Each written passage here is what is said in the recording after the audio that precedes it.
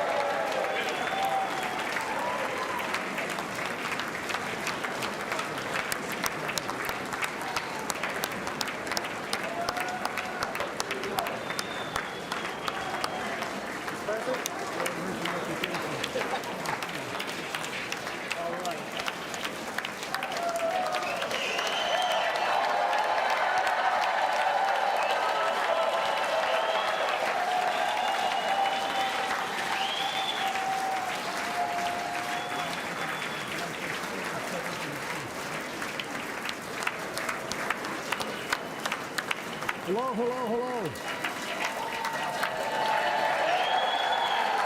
Thank you. Thank you, thank you, thank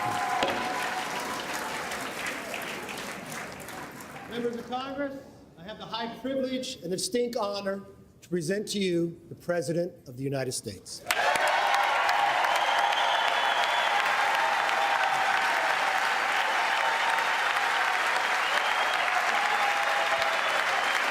Mr. Speaker.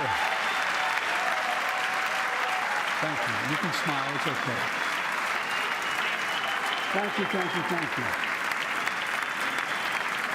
Thank you. Please.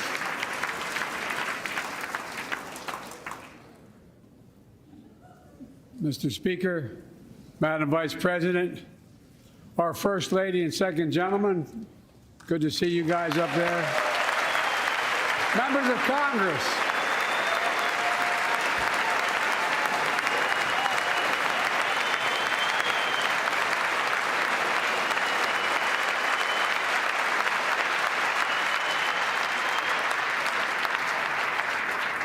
by the way, Chief Justice, I may need a court order. She gets to go to the game tomorrow, next week. I have to stay home.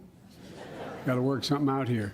Members of the Cabinet, leaders of our military, Chief Justice, Associate Justice, and retired Justice of the Supreme Court, and to you, my fellow Americans. You know, I start tonight by congratulating the 118th Congress and the new Speaker of the House, Kevin McCarthy.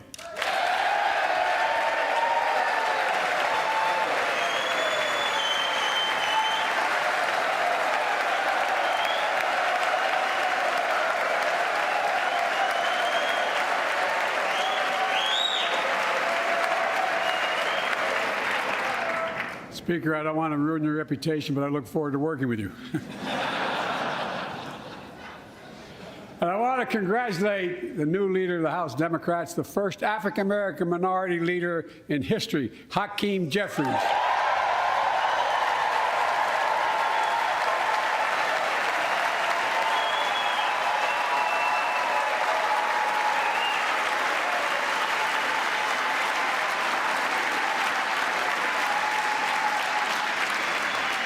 He won in spite of the fact I campaigned for him. Congratulations to the longest-serving leader in the history of the United States Senate, Mitch McConnell. Where are you, Mitch?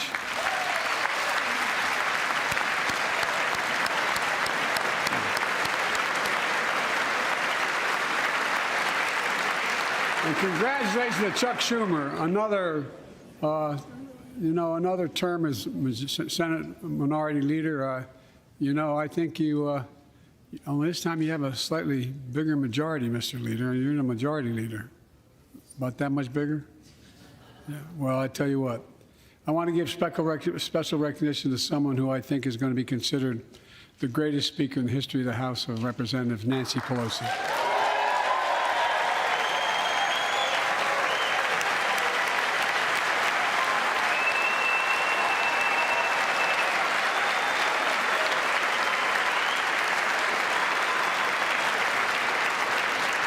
Folks, the story of America is a story of progress and resilience, of always moving forward, of never, ever giving up. It's a story unique among all nations. We're the only country that has emerged from every crisis we've ever entered stronger than we got into it. Look, folks, that's what we're doing again. 2 years ago, the economy was reeling. I stand here tonight after we've created, with the help of many people in this room, 12 million new jobs, more jobs created in 2 years than any president's created in 4 years, because of you all, because of the American people. 2 years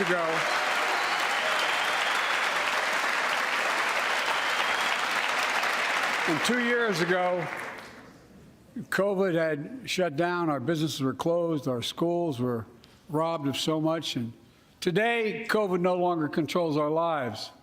And 2 years ago, democracy faced its greatest threats in the Civil War. And today, though bruised, our democracy remains unbowed and unbroken.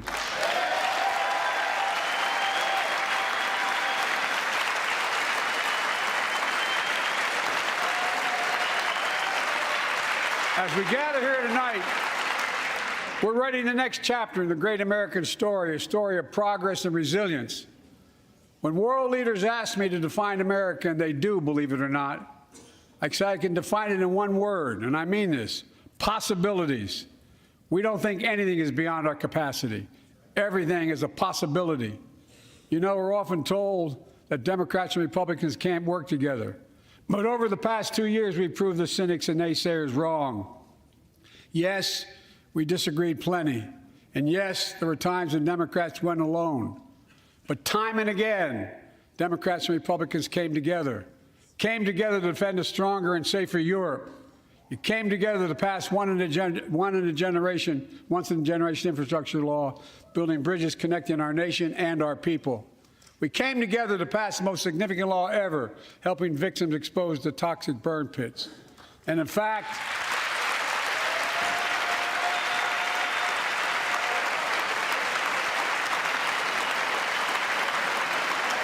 it was important.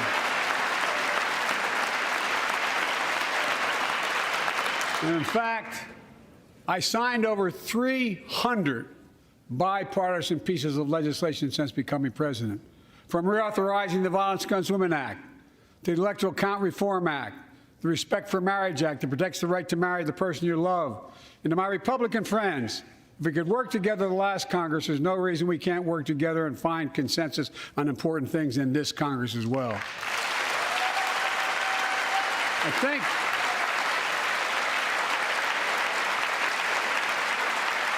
folks,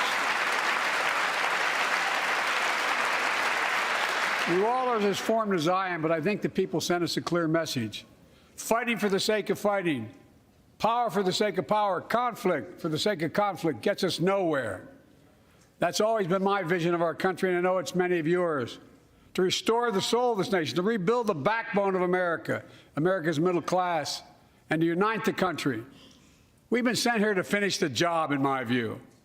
For decades, the middle class has been hollowed out in more than, and not one administration, but for a long time. Too many good-paying manufacturing jobs move overseas. Factories closed down. Once thriving cities and towns that many of you represent became shadows of what they used to be. And along the way, something else we lost: pride, our sense of self-worth. I ran for president to fundamentally change things, to make sure our economy works for everyone, so we can all feel that pride in what we do. To build an economy from the bottom up and the middle out, not from the top down.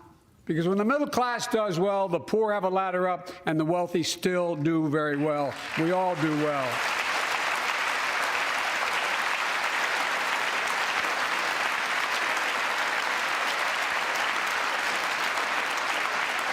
I know a lot of you always kid me for always quoting my dad, but my dad used to say, "Joey, a job's about a lot more than a paycheck." He really would say this. It's about a lot more than a paycheck. It's about your dignity. It's about respect. It's about being able to look your kid in the eye and say, "Honey, it's going to be okay," and mean it. Well, folks, so let's look at the results.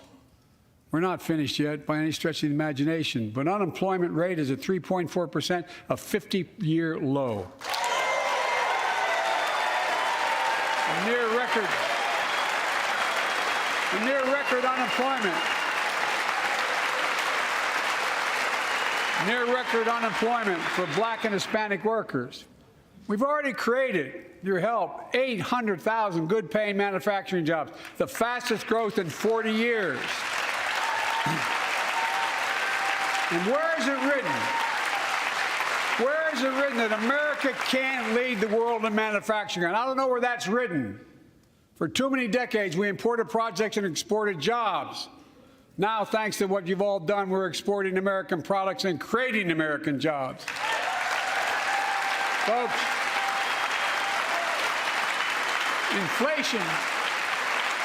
Inflation has been a global problem because the pandemic disrupted our supply chains, and Putin's unfair and brutal war in Ukraine disrupted energy supplies as well as food supplies, blocking all that grain in Ukraine.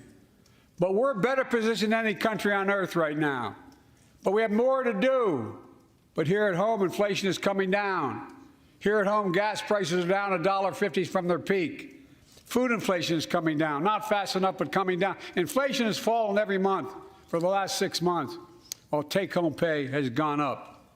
Additionally, over the last 2 years, a record 10 million Americans applied to start new businesses. 10 million. And by the way, every time someone starts a small business is an act of hope. And Madam Vice President, I want to thank you for leading that effort to ensure that small businesses have access to capital and the historic laws we enacted that are going to just come into being.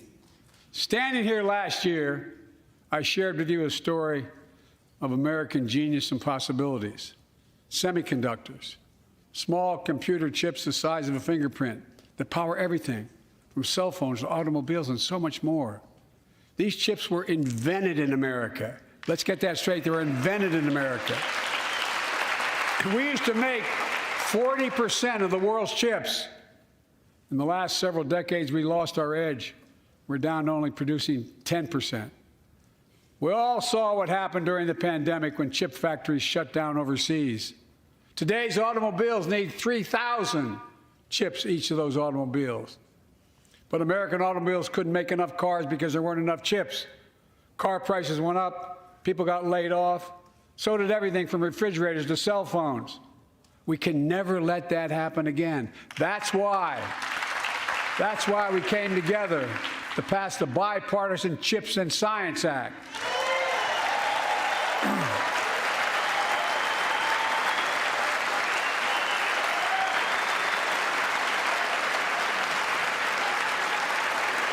Folks, I know I've been criticized for saying this, but I'm not changing my view. We're going to make sure the supply chain for America begins in America. The supply chain begins in America. We've already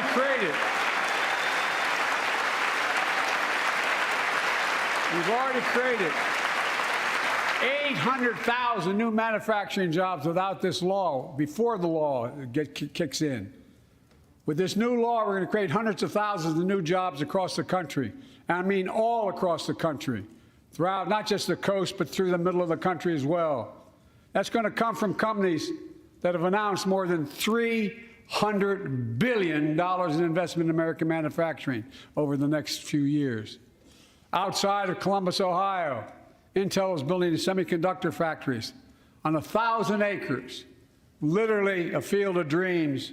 It's going to create 10,000 jobs, that one investment, 7,000 construction jobs, 3,000 jobs in those factories once they're finished. They call them factories. Jobs paying an average of $130,000 a year, and many do not require a college degree.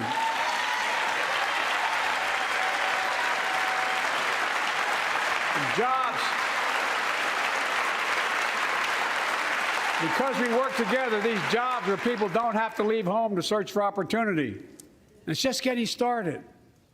Think about the new homes, the small businesses, the medium-sized businesses. So much more that's going to be needed to support those 3,000 permanent jobs and the factories that are going to be built. Talk to mayors and governors, Democrats and Republicans, and they'll tell you what this means for their communities. We're seeing these field of dreams transform to the heartland. But to maintain the strongest economy in the world, we need the best infrastructure in the world. And folks, as you all know, we used to be #1 in the world in infrastructure. We've sunk to 13th in the world. The United States of America, 13th in the world in infrastructure, modern infrastructure. But now we're coming back because we came together and passed the bipartisan infrastructure law, the largest investment in infrastructure since President Eisenhower's interstate highway system.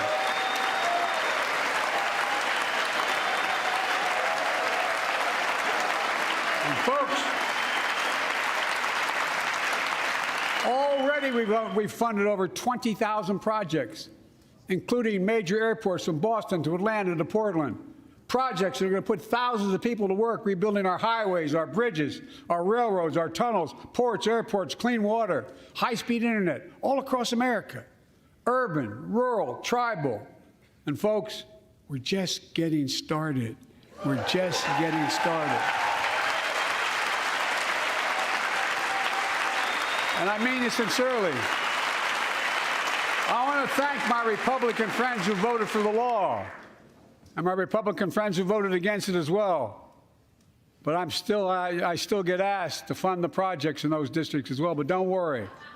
I promised I'd be a president for all Americans. We'll fund these projects. And I'll see you at the groundbreaking. Look, this law will further unite all of America. Projects like Brent Spence Bridge in Kentucky over the Ohio River, built 60 years ago, badly needed repairs, one of the nation's most congested freight routes, carrying $2 billion worth of freight every single day across the Ohio River. And folks, I've been talking about fixing it for decades, but we're really finally going to get it done. Yes. I went there last month with Democrats and Republicans and from both states to deliver a commitment of $1.6 billion for this project. And while I was there, I met a young woman named Sarah, who's here tonight. I don't know where Sarah is. Is she up in the box? I don't know. Sarah, how are you? Well, Sarah, for 30 years,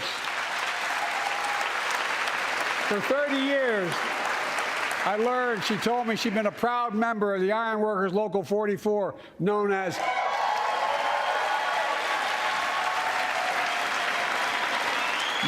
the Cowboys in the Sky. The folks who built Cincinnati's skyline. Sarah said she can't wait to be 10 stories above the Ohio River building that new bridge. God bless her. That's pride. And that's what we're also building. We're building back pride. Look, we're also replacing poisonous lead pipes that go into 10 million homes in America, 400,000 school and child care centers. So every child in America can drink the water instead of having permanent damage to their brain. Look,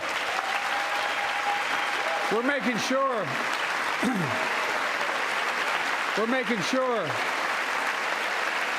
that every community in America has access to affordable high-speed internet. No parent should have to drive by McDonald's parking lot to help them do their homework online with their kids, which many thousands were doing across the country.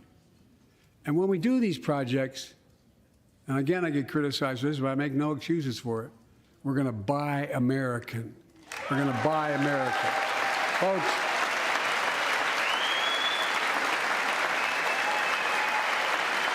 and it's totally consistent with international trade rules. Buy America has been the law since 1933, but for too long, past administrations, Democrat and Republican, have fought to get around it. Not anymore. Tonight, I'm announcing new standards that require all construction materials used in federal infrastructure projects to be made in America. Made in America. I mean it. Lumber, glass, drywall, fiber optic cable.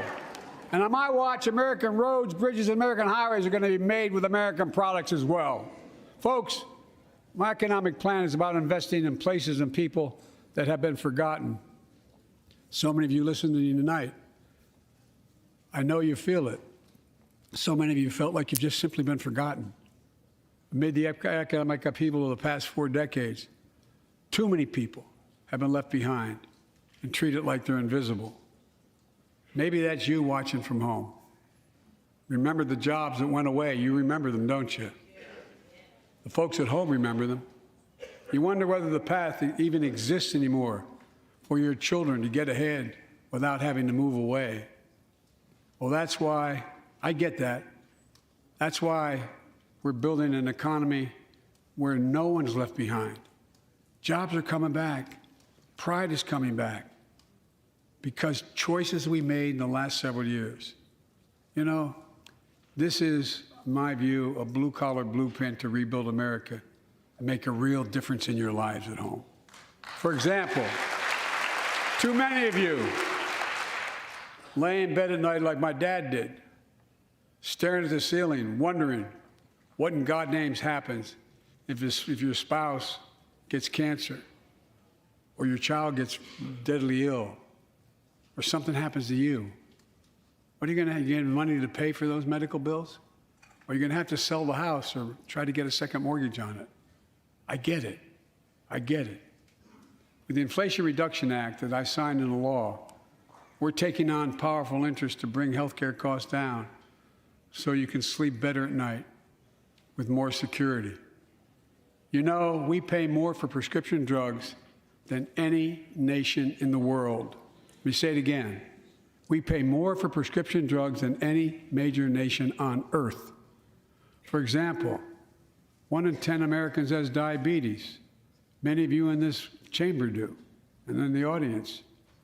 But every day, millions need insulin to control their diabetes so they can literally stay alive. Insulin's been around for over 100 years. The guy who invented it didn't even patent it because he wanted it to be available for everyone. It cost the drug companies roughly $10 a vial to make that insulin. Packaging and all, you may get up to $13. But Big Pharma has been unfairly charging people hundreds of dollars, $400 to $500 a month, making record profits. Not anymore. Not anymore.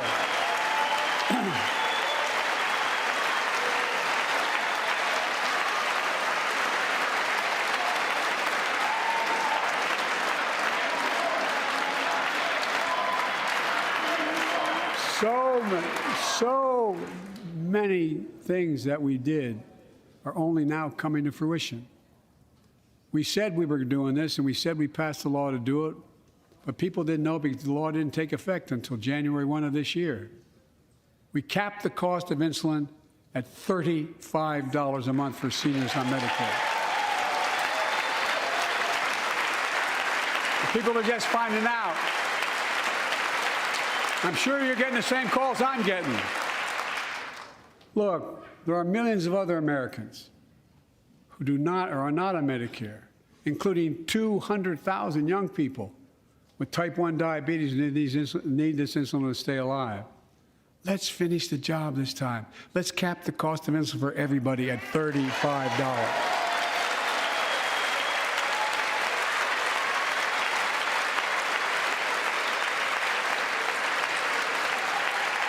Folks, and Big Pharma's still going to do very well, I promise you all. I promise you they're going to do very well. This law also caps and won't even go into effect until 2025. Costs, out-of-pocket drug costs for seniors on Medicare at a maximum of $2,000 a year. You don't have to pay more than $2,000 a year, no matter how much your drug costs are. Because you know why? You all know it. Many of you, like many in my family, have cancer. You know the drugs can range from $10,000, $11,000, $14,000, $15,000 for the cancer drugs. And if drug prices rise faster than inflation, drug companies are going to have to pay Medicare back the difference. We're finally giving Medicare the power to negotiate drug prices.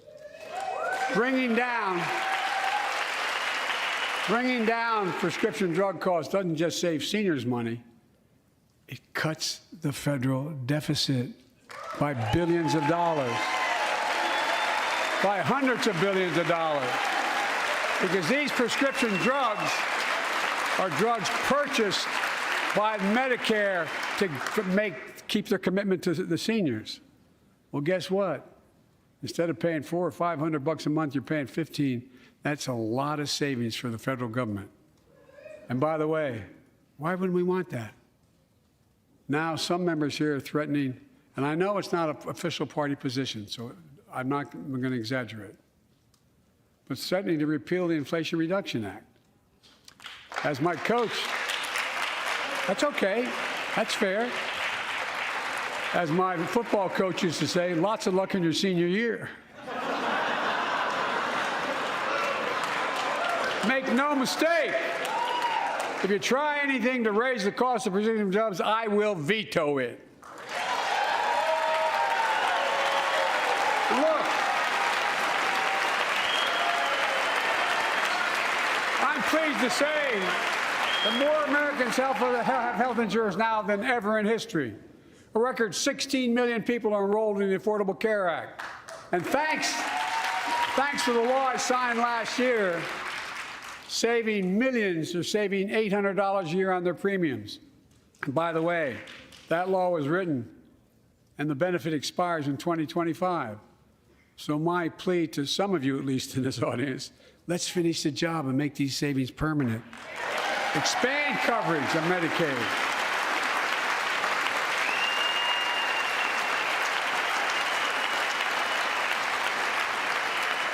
Look, the Inflation Reduction Act is also the most significant investment ever in climate change.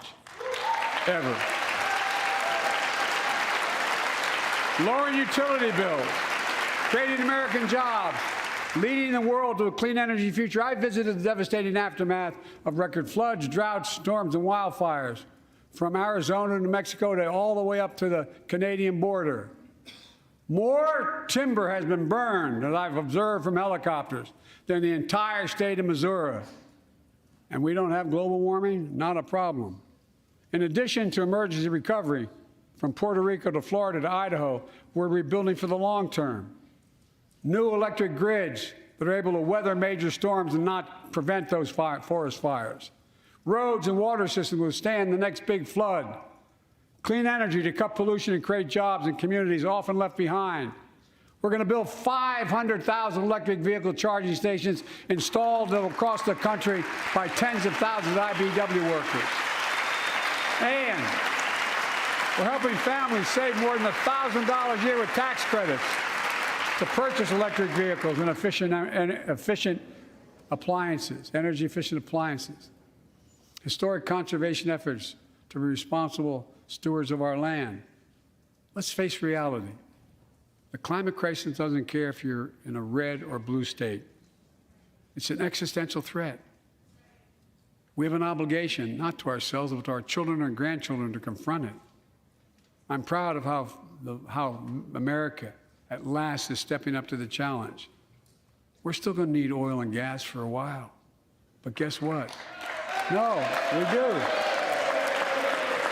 But there's so much more to do. We got to finish the job. And we pay for these investments in our future by finally making the wealthiest and biggest corporations begin to pay their fair share.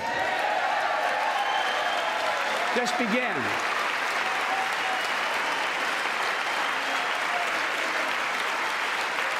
Look, I'm a capitalist, but pay your fair share.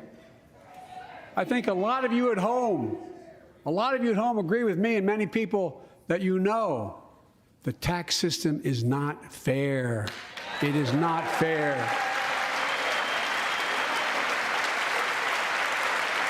Look, the idea that in 2020, 55 of the largest corporations in America, the Fortune 500, made $40 billion in profits and paid zero in federal taxes? Zero? Folks, it's simply not fair. But now, because of the law I signed, billion-dollar companies have to pay a minimum of 15%. God love them. 15%. That's less than a nurse pays.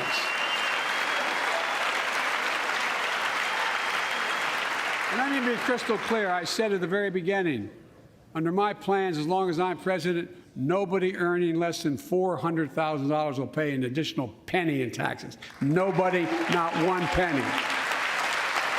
But let's finish the job. There's more to do. We have to reward work, not just wealth. Pass my proposal for the billionaire minimum tax. You know, there's 1,000 billionaires in America. It's up from about 600 in the beginning of the term. But no billionaire should be paying a lower tax rate than a school teacher or firefighter. I mean it. Think about it.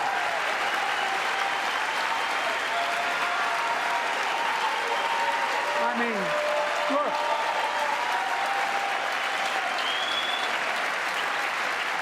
I know you aren't enthusiastic about that, but think about it. Think about it. Have you noticed Big Oil just reported its profits, record profits? Last year they made $200 billion in the midst of a global energy crisis. I think it's outrageous. Why? They invested too little of that profit to increase domestic production.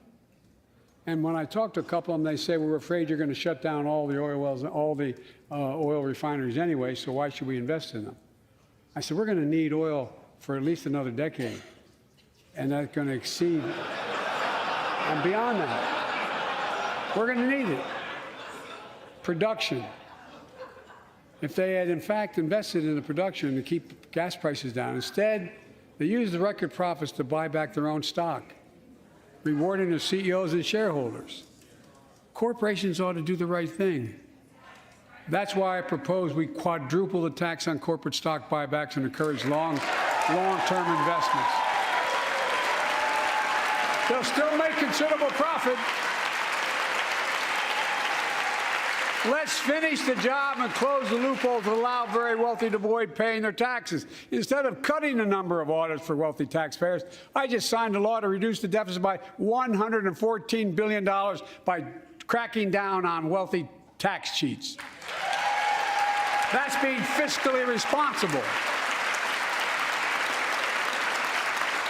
In the last 2 years, my administration has cut the deficit by more than $1.7 trillion, the largest deficit reduction in American history.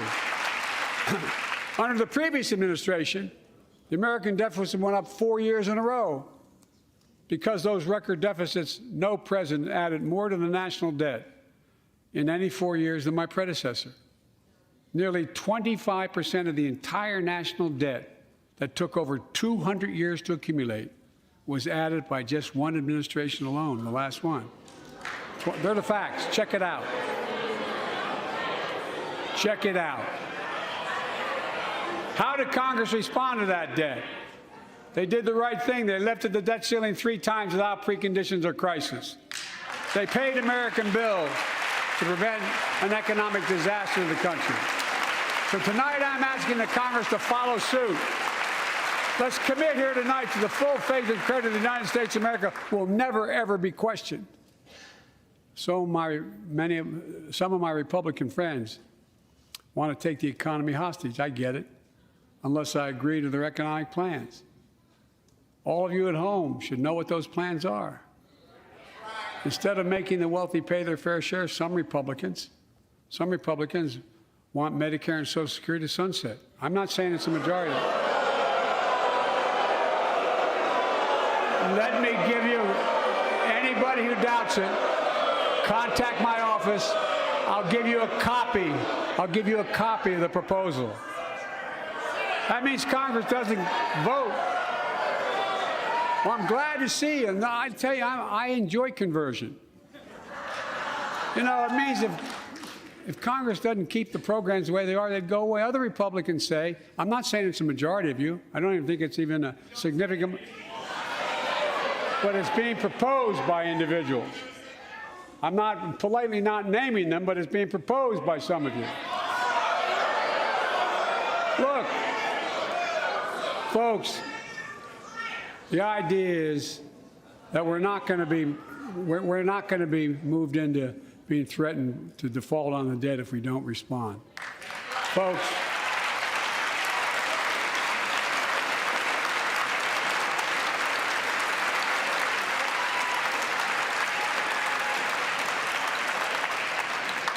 Folks, as we all apparently agree, Social Security and Medicare is off the books now, right? They're not to be stopped. All right.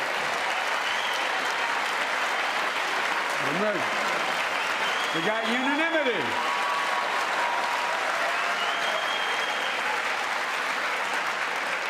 Social Security and Medicare are a lifeline for millions of seniors. Americans have to pay into them from the very first paycheck they started. So tonight, let's all agree, and we apparently are, let's stand up for seniors.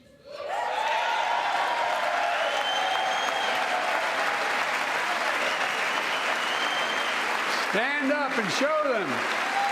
We will not cut Social Security. We will not cut Medicare. Those benefits belong to the American people. They earned it. And if anyone tries to cut Social Security, which apparently no one's going to do, and if anyone tries to cut Medicare, I'll stop them. I'll veto it. And look, I'm not going to allow them to be taken away. Not today, not tomorrow, not ever. But apparently it's not going to be a problem. Next month, when I offer my fiscal plan, I ask my Republican friends to lay down their plan as well. I really mean it. Let's sit down together and discuss our mutual plans together. Let's do that.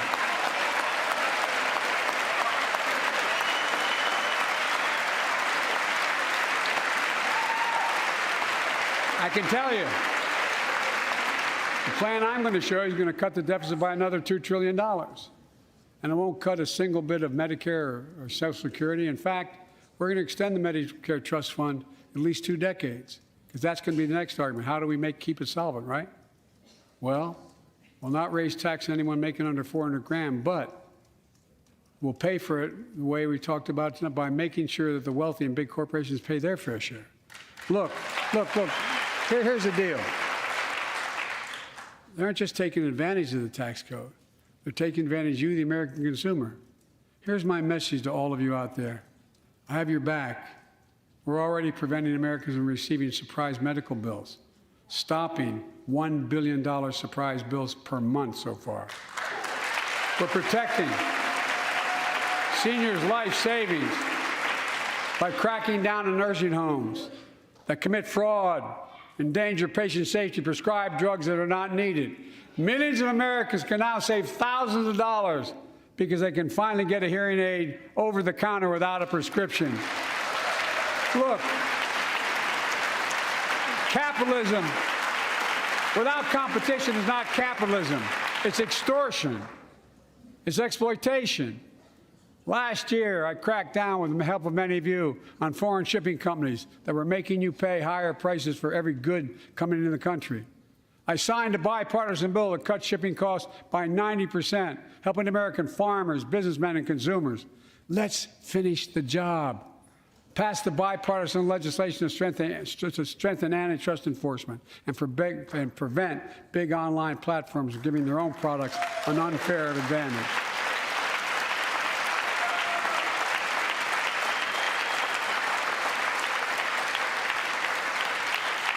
My administration is also taking on junk fees, those hidden surcharges too many companies use to make you pay more. For example, we're making airlines show you the full ticket price up front, refund your money if your flight is canceled or delayed. We've reduced exorbitant bank overdrafts by saving consumers more than $1 billion a year. We're cutting credit card late fees by 75%, from $30 to $8.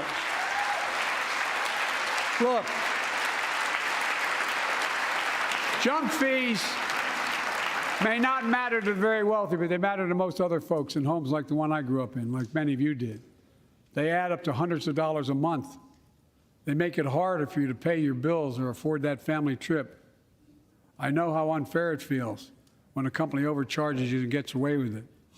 Not anymore. We've written a bill to stop it all. It's called the Junk Fee Prevention Act. We're going to ban surprise resort fees that hotels charge on your bill. Those fees can cost you up to $90 a night at hotels that aren't even resorts. The idea that cable, internet, and cell phone companies can charge you $200 or more if you decide to switch to another provider. Give me a break. We can stop service fees on tickets to concerts and sporting events and make companies disclose all the fees up front. And we'll prohibit airlines from charging $50 round trip for a family just to be able to sit together. Baggage fees are bad enough. Airlines can't treat your child like a piece of baggage. Americans are tired of being. We're tired of being played for suckers. So pass the Junk-Free Prevention Act so companies stop ripping us off. For too long, workers have been getting stiffed, but not anymore. We're beginning to restore the dignity of work. For example, I should have known this, but I didn't until 2 years ago. 30 million workers have to sign non-compete agreements for the jobs they take. 30 million. So a cashier at a burger place can't walk across town and take the same job at another burger place and make a few bucks more. It just changed. But they just changed it because we exposed it. That was part of the deal, guys. Look it up. But not anymore. We're banning those agreements so companies have to compete for workers and pay them what they're worth.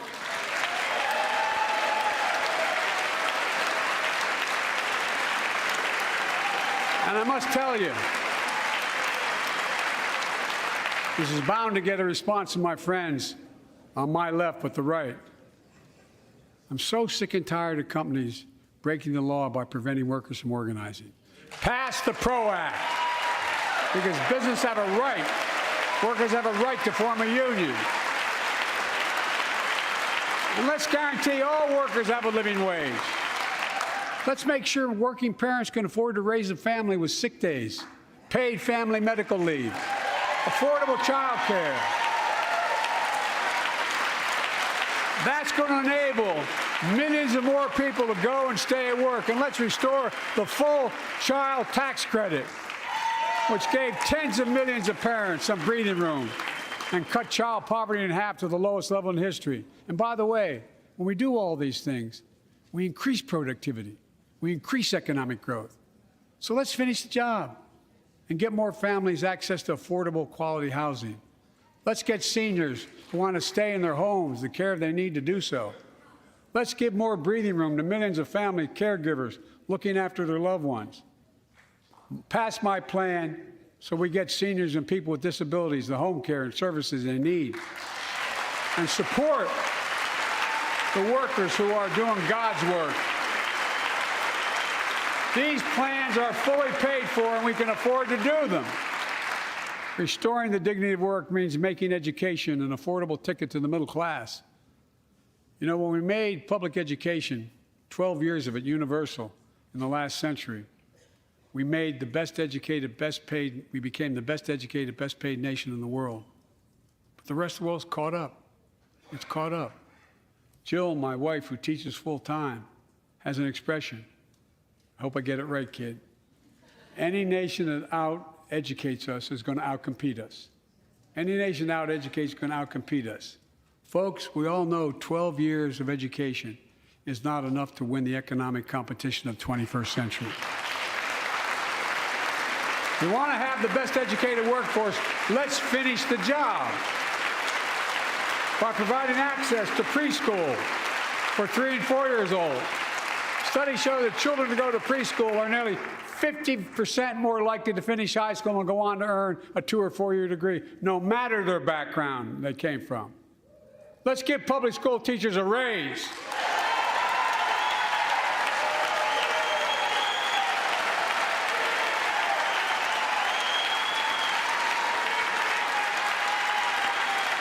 We're making progress by reducing student debt, increasing Pell Grants for working and middle-class families. Let's finish the job and connect students to career opportunities starting in high school. Provide access to 2 years of community college, the best career training in America, in addition to being a pathway to a 4-year degree. Let's offer every American a path to a good career, whether they go to college or not. And folks, in the midst of the COVID crisis, when schools were closed and we were shutting down everything, let's recognize how far we came in the fight against the pandemic itself. While the virus is not gone, thanks to the resilience of the American people and the ingenuity of medicine, we've broken the COVID grip on us. COVID deaths are down by 90%. We've saved millions of lives and opened up we opened our country back up, and soon we'll end the public health emergency. But that's called a public health emergency. But we'll remember the toll and pain that's never going to go away. More than 1 million Americans lost their lives to COVID. 1 million. Families grieving, children orphaned, empty chairs at the dining room table constantly reminding you that she used to sit there. Remembering them, we remain vigilant. We still need to monitor dozens of variants and support new vaccines and treatments. So Congress needs to fund these efforts and keep America safe. And as we emerge from this crisis stronger, we're also got to double down on prosecuting criminals who stole relief money meant to keep workers and small businesses afloat.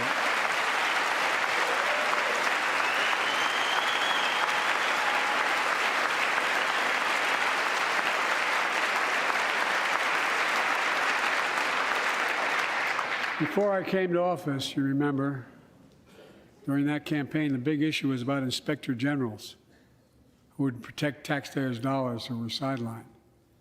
They were fired. Many people said we don't need them. And fraud became rampant. Last year, I told you the watchdogs are back. Since then, we've recovered billions of taxpayers' dollars. Now let's triple the anti-fraud strike force going after these criminals, double the statute of limitations on these crimes, and crack down on identity fraud by criminal syndicates stealing billions of dollars from the American people. And the data shows that for every dollar we put into fighting fraud, the taxpayers get back at least 10 times as much. It matters. It matters. Look, COVID left its scars, like the spike in violent crime in 2020, the first year of the pandemic. We have an obligation to make sure all people are safe. Public safety depends on public trust, as all of us know. But too often that trust is violated. Joining us tonight are the parents of Tyree Nichols. Welcome.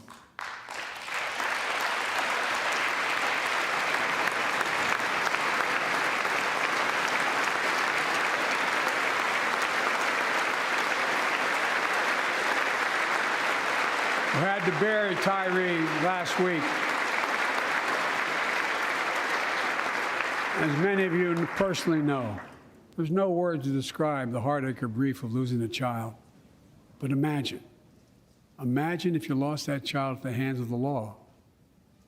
Imagine having to worry whether your son or daughter came home from walking down the street, or playing in the park, or just driving a car.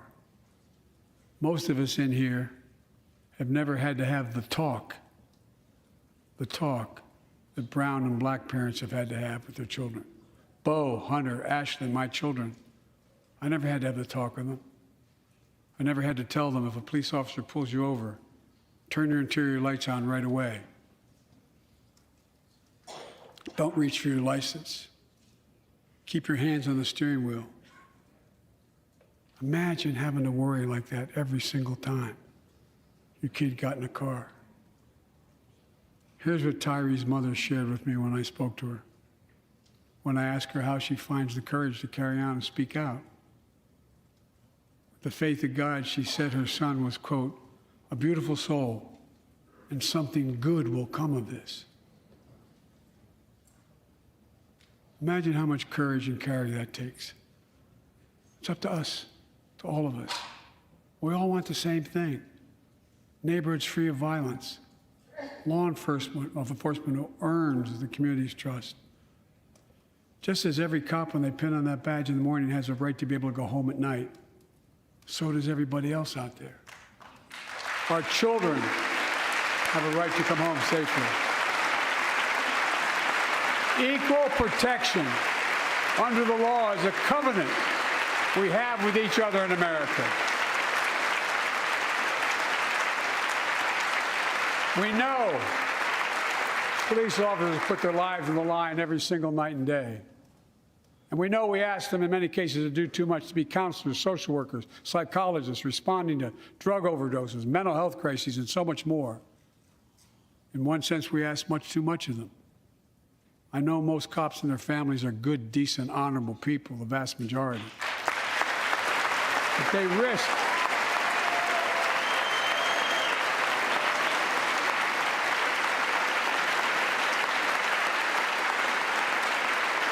risk their lives every time they put that shield on.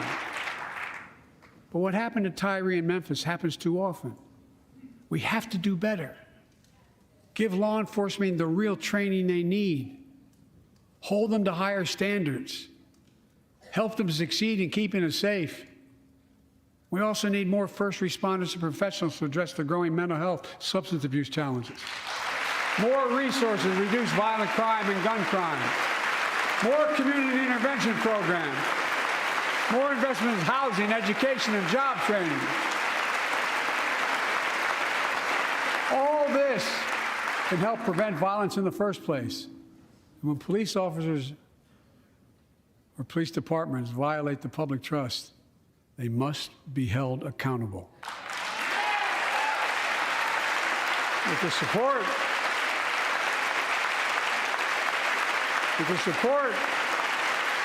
of the families of victims, civil rights groups, and law enforcement, I signed an executive order for all federal officers, banning chokeholds, restricting no-knock warrants, and other key elements of the George Floyd Act. Let's commit ourselves to make the words of Tyler's mom true. Something good must come from this. Something good. And all of us,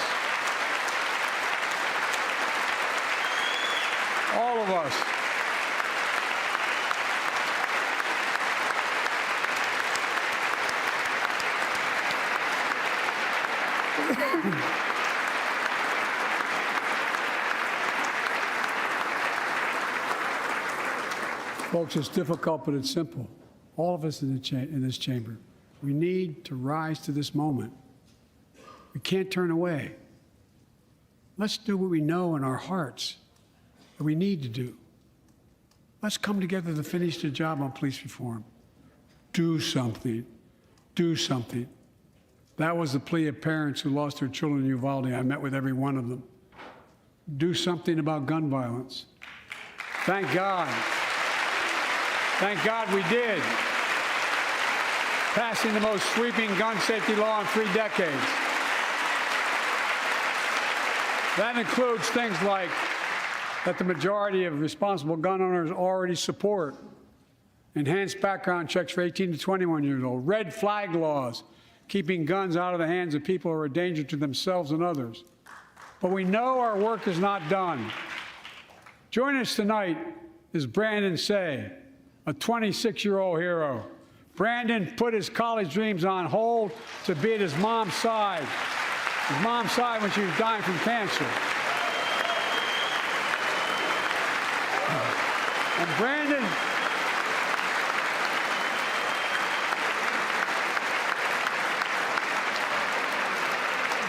now works at the dance studio started by his grandparents.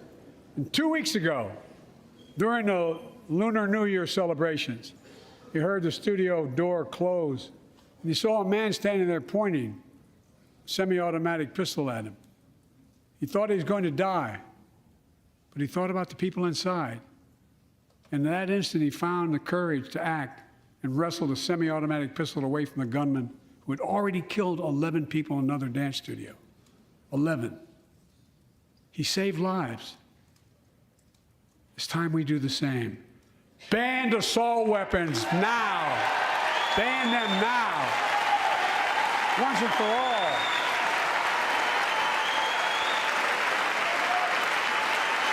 I led the fight to do that in 1994. And in 10 years, that ban was law and mass shootings went down. After we let it expire in the Republican administration, mass shootings tripled. Let's finish the job and ban these assault weapons. And let's also come together on immigration. Make it a bipartisan issue once again.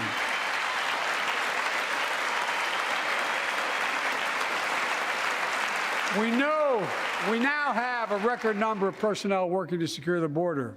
arresting 8,000 human smugglers, seizing over 23,000 pounds of fentanyl in just the last several months. We've launched a new border plan last month. Unlawful migration from Cuba, Haiti, Nicaragua, and Venezuela has come down 97% as a consequence of that.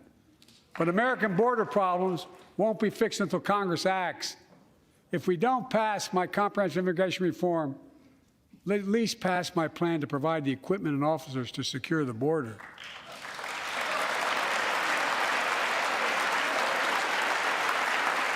And a pathway to citizenship for dreamers, those on temporary status, farm workers, essential workers. Here in the People's House, it's our duty to protect all the people's rights and freedoms. Congress must restore the right and the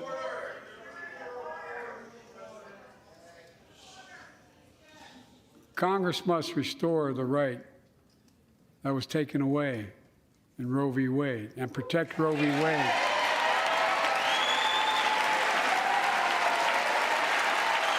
Give every woman a consular right. The Vice President and I are doing everything to protect access to reproductive health care and safeguard patient safety. But already more than a dozen states are enforcing extreme abortion bans. Make no mistake about it. If Congress passes a national ban, I will veto it. But let's also pass the Bipartisan Equality Act to ensure LGBTQ Americans, especially transgender young people, can live with safety and dignity. Our strength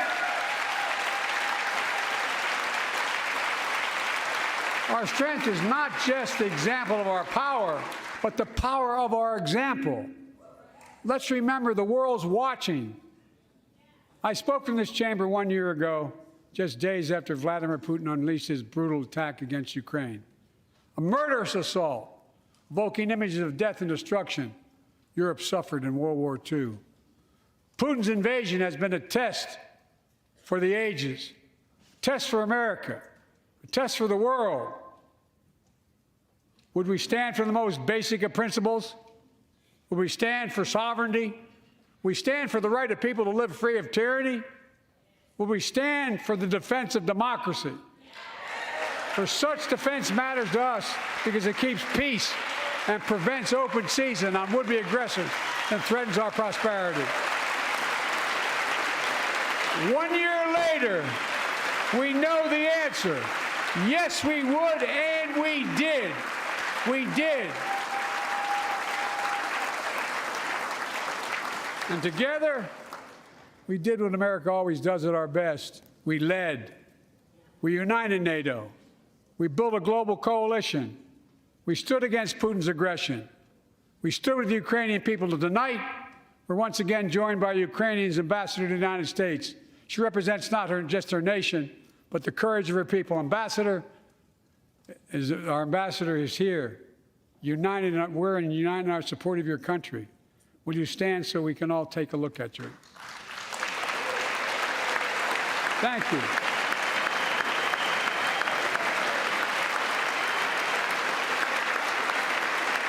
Because we're going to stand with you as long as it takes.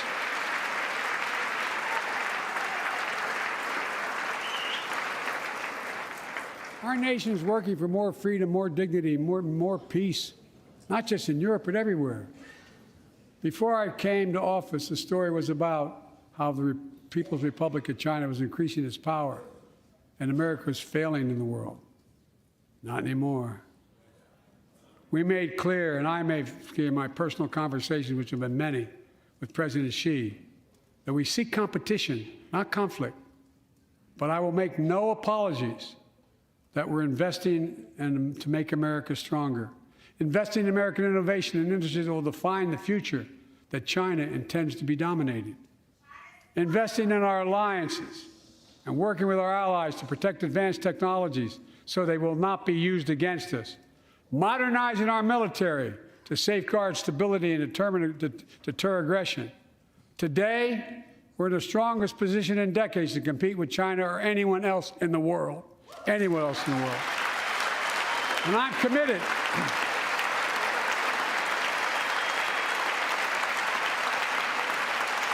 I'm committed to work with China where we can advance American interests and benefit the world. But make no mistake about it.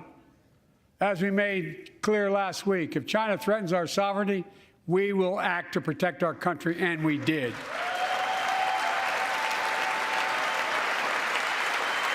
Look, let's be clear. Winning the competition should unite all of us. We face serious challenges across the world. But in the past 2 years, democracies have become stronger, not weaker. Autocracies have grown weaker, not stronger. Name me a world leader who changed places with Xi Jinping. Name me one. Name me one. America's rallying the world to meet those challenges, from climate to global health, to food insecurity, to terrorism, to territorial aggression. Allies are stepping up, spending more, and doing more. Look, the bridges we're forming between partners in the Pacific and those in the Atlantic, and those who bet against America are learning how wrong they are. It's never, ever been a good bet to bet against America. Never.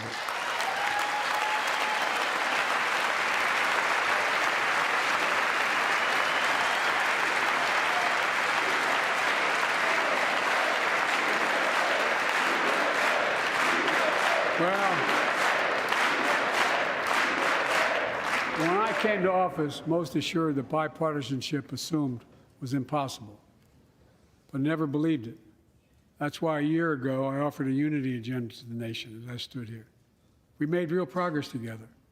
We passed a law making it easy for doctors to prescribe effective treatments for opioid addiction. We passed the gun safety law, making historic investments in mental health. We launched the ARPA-H drive for breakthrough in the fights against cancer, Alzheimer's, and diabetes, and so much more.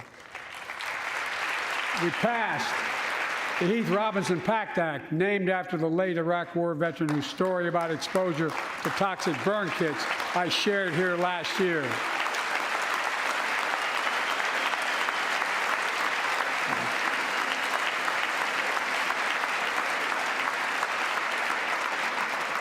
I understand something about those burn pits, but there's so much more to do.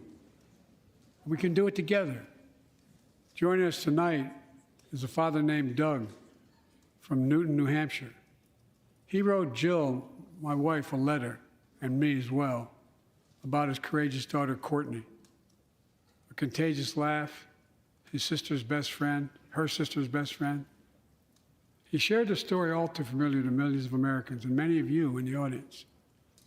Courtney discovered pills in high school.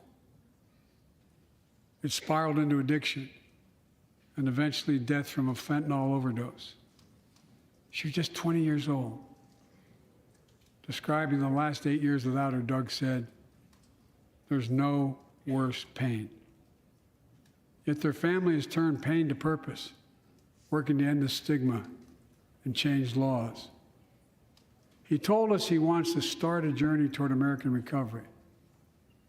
Doug, we're with you. Fentanyl is killing more than 70,000 Americans a year.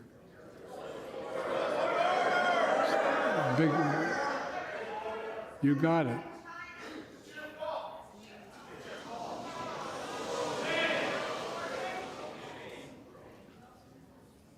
So let's launch a major surge to stop fentanyl production in the sale and trafficking, with more drug detection machines, inspection cargo, stop pills and powder at the border. Working with couriers like FedEx to inspect more packages for drugs. Strong penalties to crack down on fentanyl trafficking. Second, let's do more on mental health, especially for our children. When millions of young people are struggling with bullying, violence, trauma, we owe them greater access to mental health care at their schools. We must finally hold social media companies accountable for experimenting they're doing running children for profit. It's time to pass bipartisan legislation to stop big tech from collecting personal data on our kids and teenagers online, ban targeted advertising to children, and impose stricter limits on the personal data that companies collect on all of us. Third, let's do more to keep this nation's ones truly sacred obligation to equip those we send into harm's way and care for them and their families when they come home. Job training, job placement for veterans and their spouses as they come to return to civilian life. Helping veterans afford the rent, because no one should be homeless in America, especially someone who served the country.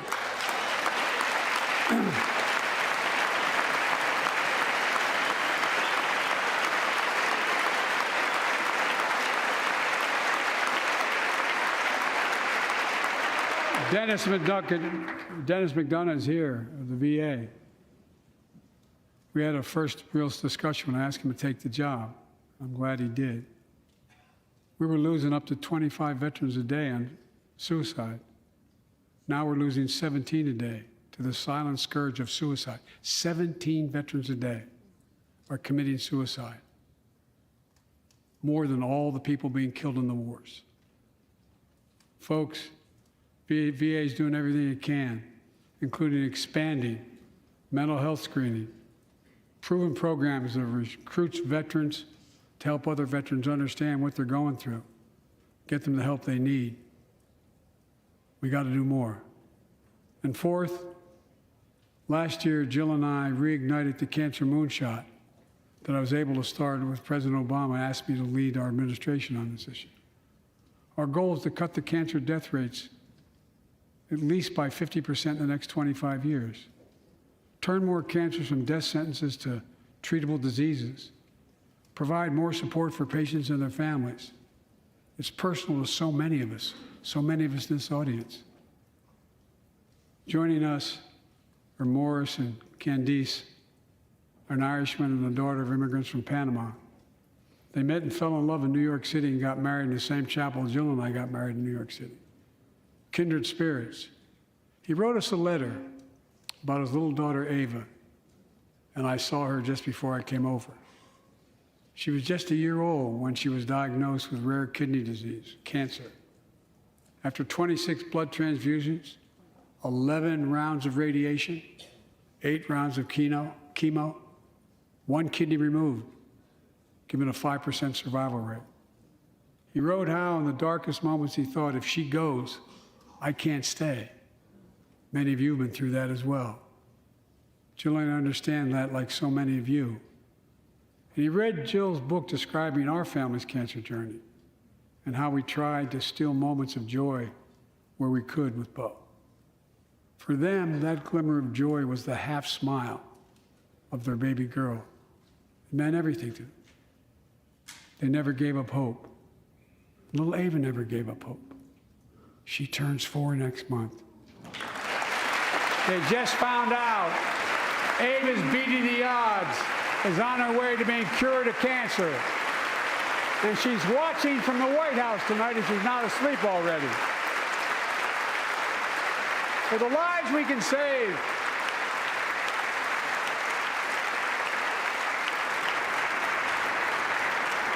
for the lives we can save and the lives we've lost, let this be a truly American moment that rallies the country and the world together and proves that we can still do big things.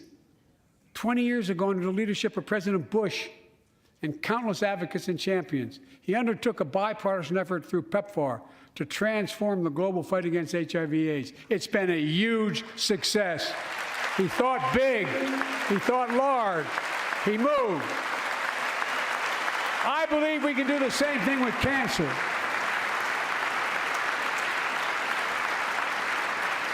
Let's end cancer as we know it. Cure some cancers once and for all.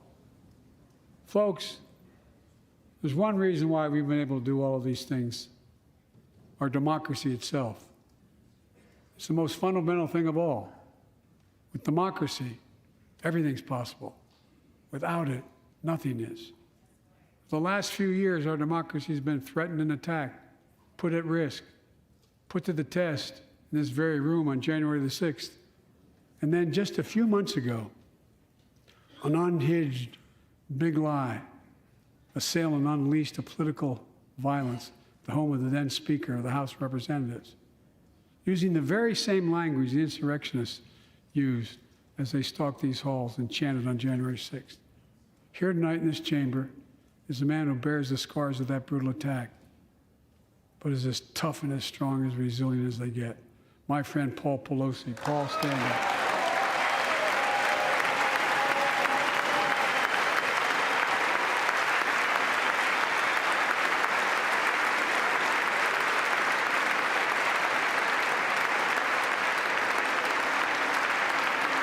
But such a heinous act should have never happened.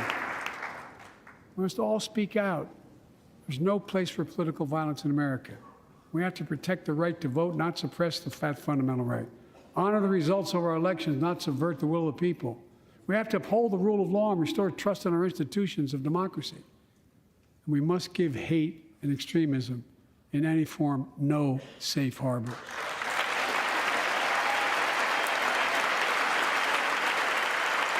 Democracy must not be a partisan issue. It's an American issue. Every generation of Americans has faced a moment where they have been called to protect our democracy, defend it, stand up for it. And this is our moment. My fellow Americans, we meet tonight at an inflection point, one of those moments that only a few generations ever face, where the direction we now take is going to decide the course of this nation for decades to come. We're not bystanders of history. We're not powerless before the forces that confront us. It's within our power of we, the people. We're facing the test of our time. We have to be the nation we've always been at our best, optimistic, hopeful, forward-looking, a nation that embraces light over dark, hope over fear, unity over division, stability over chaos. We have to see each other not as enemies, but as fellow Americans. We're good people. The only nation in the world built on an idea, the only one.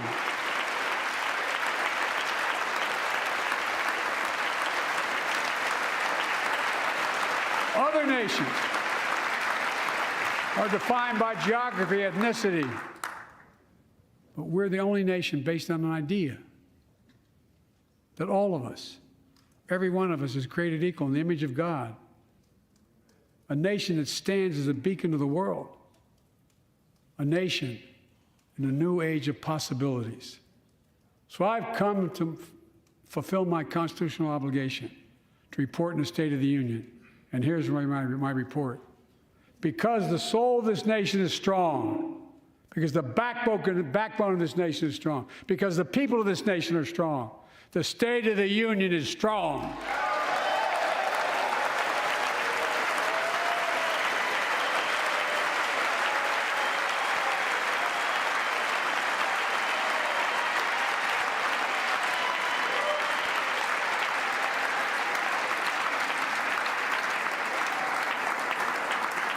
I'm not new to this place. I stand here tonight having served as long as about any one of you have ever served here. But I've never been more optimistic about our future, about the future of America. We just have to remember who we are. We're the United States of America, and there's nothing beyond our capacity if we do it together. God bless you all, and may God protect our troops. Thank you.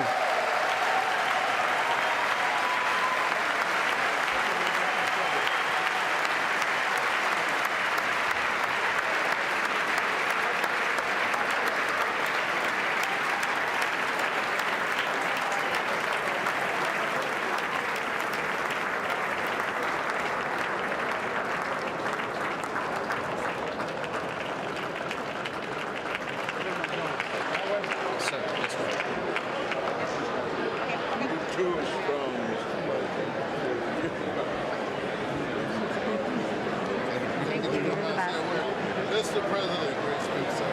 Thank you.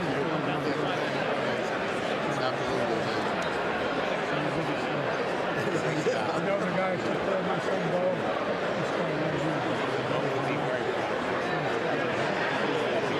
Yes, sir.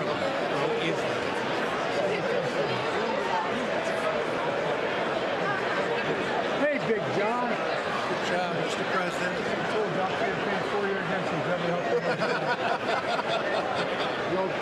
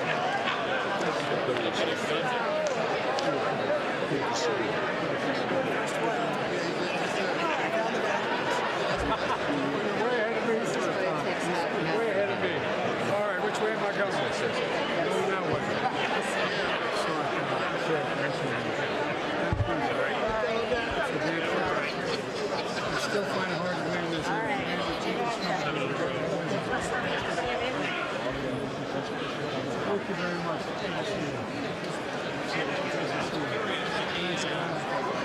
Aren't those stars heavy?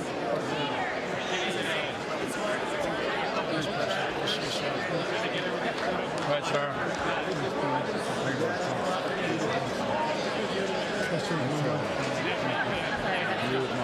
President, how are you? Good job tonight.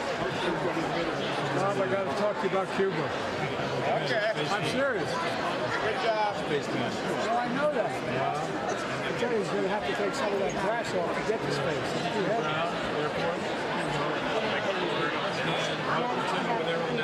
Well, by the way, my household, National Guard first.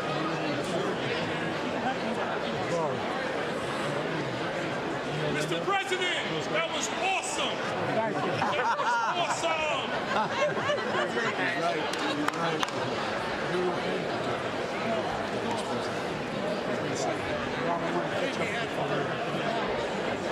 Wonderful speech. Hey, man. Hey, Good to see you. Detroit. I know you're from Motor Detroit. City guy. I'll tell you what. Yeah. You're the best mayor of America. Thank you. I remember sitting there and the president turning to me, swear to God, true story. We're sitting there, we've met every single day, the president and I, Obama. Yeah. And he said, Joe, turned to me and said, Joe, I want you to fix Detroit. I said, oh, no problem. That was literally his words, fix Yeah. Detroit. Thank you. Yeah.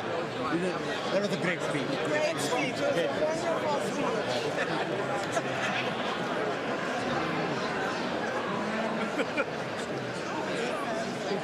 God bless you, Mr. President. Glad you can still play, huh?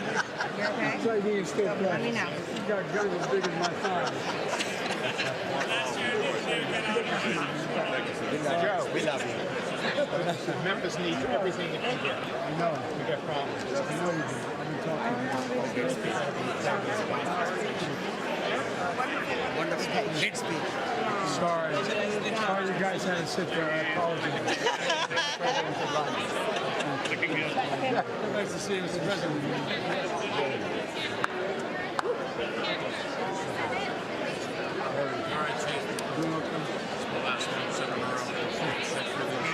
Do you remember, I told a story. corner. I told a story. President Reagan didn't see how he wasn't. He said, who do you want? It's pretty cool. I said, well, mine's not to choose, it's to dispose. You propose, we dispose. He said, read off the list of names. He read the foremost conservative justices in America. And he said, who can approve it? It's a true story. And I said, well, you're for him. I said, no, I don't know enough to know. I think this story, I think it's very good. And he said, you're for him. Check this out. I tell you how it's working. It's now a trouble. And all of a sudden, he goes, you got a new Joe? And I looked out of my chicken and I said, I'm really busy. He said, come with me. And he walked over to the door of the private dining room. And he opened the door and he says, Judge is for you. He had it there. I said he didn't miss a step. Oh, yeah, no, he had a great sense of humor. He had a great sense of humor. You can throw me in the circuit. Oh, I know.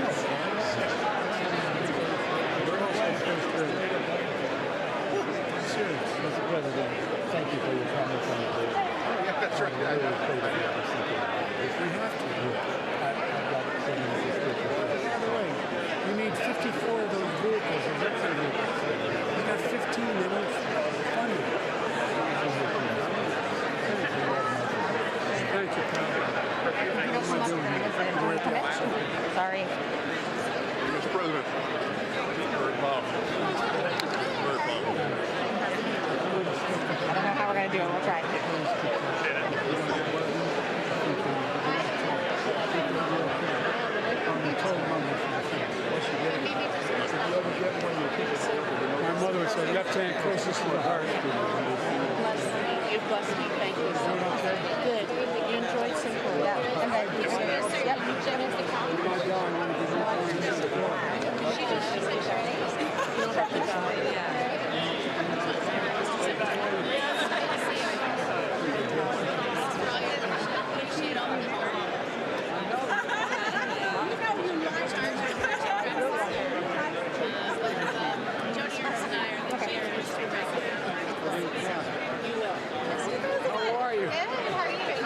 This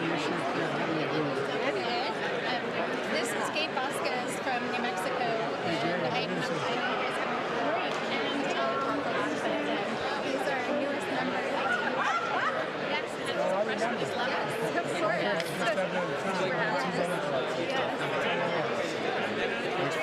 Forgiveness, right? My youngest went to Brock, and we both went to Brock. He's much smaller. Everyone more bigger size, and we're very excited. So far, so good. Just like breaking this I'll tell him. No call. A note. You have to talk to send him a note. Okay. All right. I'll tell him. She's the first one who got elected to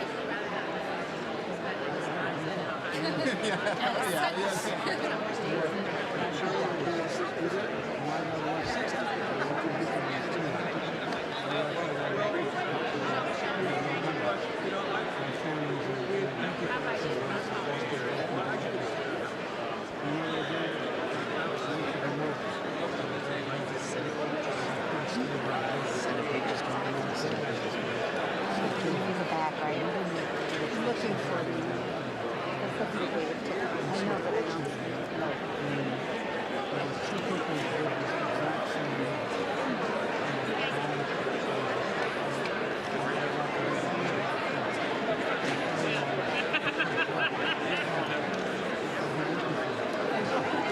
might be back there. We'll see.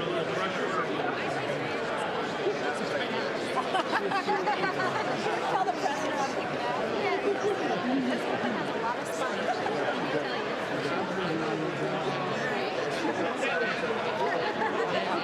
Anyway, I know I'm holding everybody up. Thank you, Mr. President. Good to see you.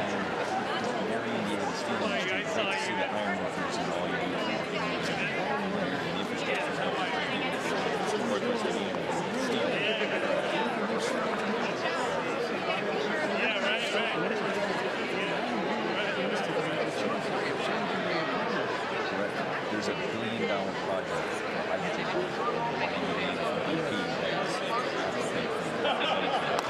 it's transformation. And by the way, just don't tell the guy from West Virginia that. I've got one too. I understand. There's 10. There's 10. It's a pleasure always. You too, sir. Thank you. Mr. President, Good to see you. fired up, ready to go, and we're By the head out way, to South every time Carolina. I see this guy, I wonder who his haberdasher is. I want to know where he gets his suits. 41 years.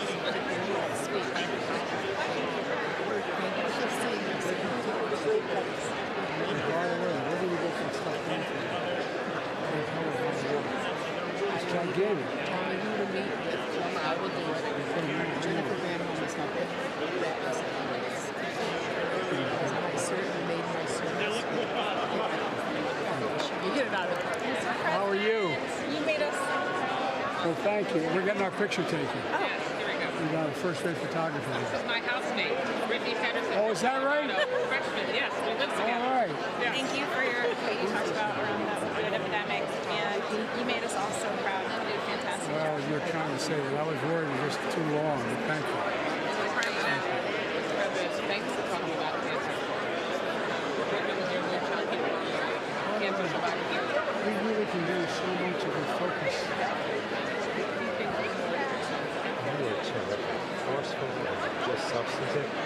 Thank you, Mr. President, for signing the matter. We're going to go from 130,000 prescribers of buprenorphine to 1.8 million. That's hope for the addicted. It really is. It was masterful. It's a legacy beyond belief. That's because of you. Mr. President, I just have to tell you, you got a bunch of crowds of Republicans want to shake your hand. I want to make sure Long Island, sir. Good to see you. Where in Long Island? East End, Suffolk County, sir. Long Island. You ever been to Long Island? It's magnificent. I used to live in Garden City when I was a kid. Just a little bit west of me, sir, but you're welcome back anytime. All right, man. You got somebody behind you? Yep, all good. Okay, I just want to make this point. This was a Green On speech. I'm going to run across America with this speech and this thing about American progress. And I think if we lean in, we'll get Republican journalists and police reform, get this done in the first 3 months. I think so too. I think I'm so. praying for that because it's an opportunity. We're going to get it done. Thank you. Thank you so much for your words. They speak exactly to my constituents in my district, and I know that they're really going to appreciate it. Where What's your district in Cleveland? 8th District of Colorado.